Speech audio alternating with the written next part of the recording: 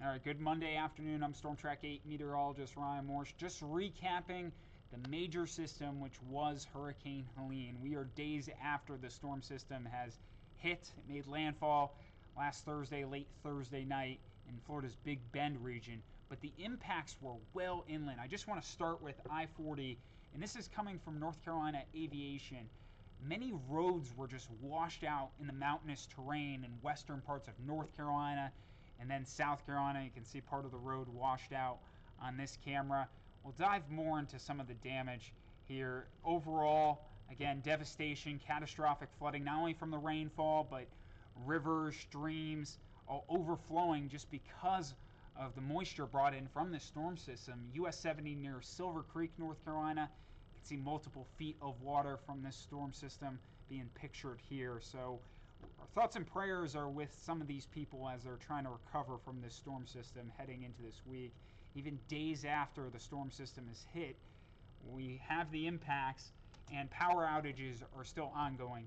Current numbers with the power outages, this is as of Monday in the afternoon, over 110,000 customers still without power in Florida, 560,000 in Georgia, 720,000 in South Carolina, and 430,000 in North Carolina. We had north of 130,000 people without power, even in Indiana, and that's primarily some of the gusts we saw. Wind gusts 50, 60, even close to 70 miles an hour officially, all the way up to Indiana.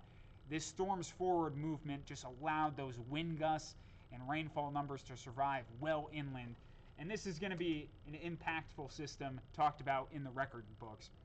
Zooming in on the power outages, we'll start in Florida where the storm system did make landfall in the Big Bend region just east of Tallahassee near Perry, Florida. This part of Florida is somewhat remote, still thousands of people without power. Of course, people along Florida's west coast, we saw storm surge numbers closer to Tampa, Bradenton, 5, 6, 7 feet, and you can see 34,000 customers still without power there. The storm system then continued inland, and what we call the dirty side of the system is usually the right side of it, and that's where most of the impacts were felt with this historic hurricane. Helene brought damage all the way through Atlanta, or I should say parts of Atlanta, but primarily eastern Georgia, western South Carolina, into western North Carolina. Power outage numbers still showcasing this.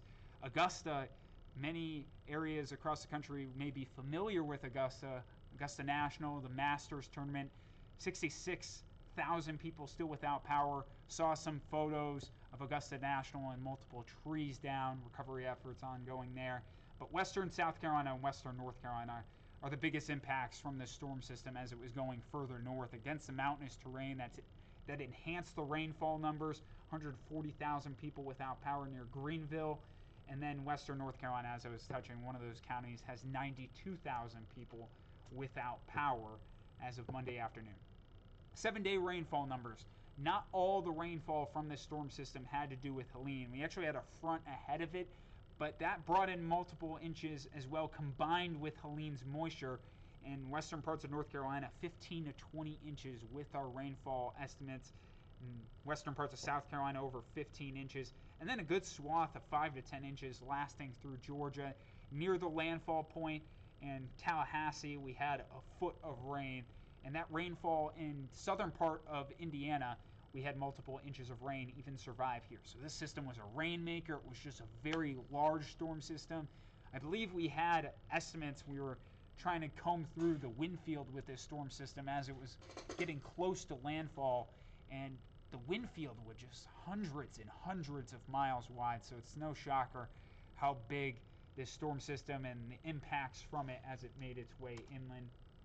Currently, Storm Tracker, do want to mention this, only some spottier showers in western North Carolina and western South Carolina. Nothing steady that should really hinder recovery efforts here over the coming days. Now, Indiana, we'll shift gears back to Indiana. Peak wind gusts of 68 miles an hour here in Indianapolis. Our benchmark storm, when we're talking about hurricane remnants, you'll hear a good chunk of the area talk about Ike. Ike peak wind gusts here in Indianapolis at 63 miles an hour. But overall, similar wind gusts with Helene compared to Ike, 53 in Muncie, 50 in Shelbyville. Bloomington at 48 miles an hour, and 52 miles an hour in Terre Haute. All very similar wind gusts compared to Ike, and we had the effects of power outages even stretching to Indiana. Talking currently with the tropics, I do see some confusion out there when we're talking what's going on out there in the tropics. Eastern Atlantic has multiple storm systems ongoing and weakening in some cases. Isaac and Joyce on their way to becoming remnant lows or dissipating. Kirk's tough to see, but Kirk is developed into a tropical storm. The wave behind Kirk, that's the red highlighted area you see, that is expected to be a wave coming off Africa that will likely become a named storm as well. But the reason I'm mentioning these names in the Eastern Atlantic, Isaac, Joyce, Kirk, none of those will be our next named storm when we're talking about the one in the Western Caribbean. So shifting gears, if you will remember when we were talking about Helene and before it developed, similar chance of development in the Western Caribbean and also same somewhat location. Chance of development, 40% chance from the National Hurricane Center over the next 7 days, with this storm system likely transitioning into the Gulf of Mexico. I know we've had multiple questions and some confusion about this storm system. First thing I want to touch on where it's going. Well, it's clear it's probably going in the Gulf of Mexico.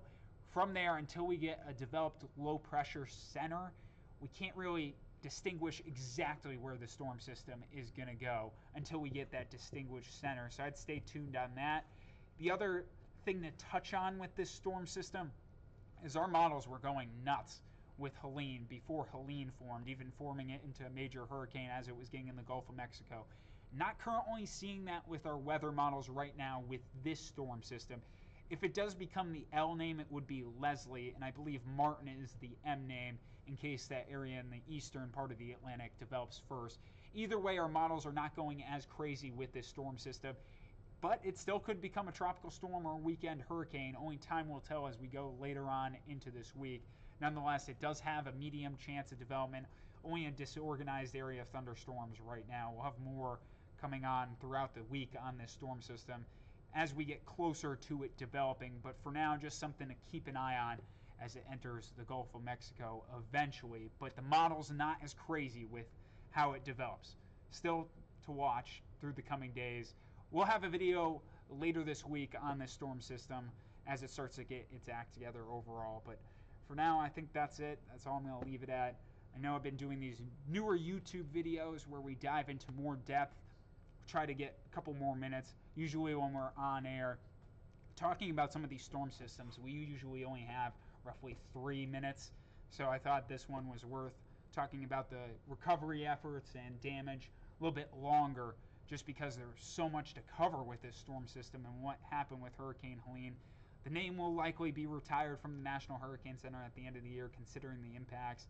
And obviously the fatalities is the other thing to keep a track on through the next couple days. We've had, I believe it's over 100 fatalities reported from the storm system. That number will likely climb as some of the recovery efforts get closer into western parts of North Carolina and western parts of South Carolina to help out. The areas of the mountains have been cut off with some of the roads there. But overall, watching this storm system through next week, we'll have more, or through this week I should say, we'll have more on the storm system through the coming days.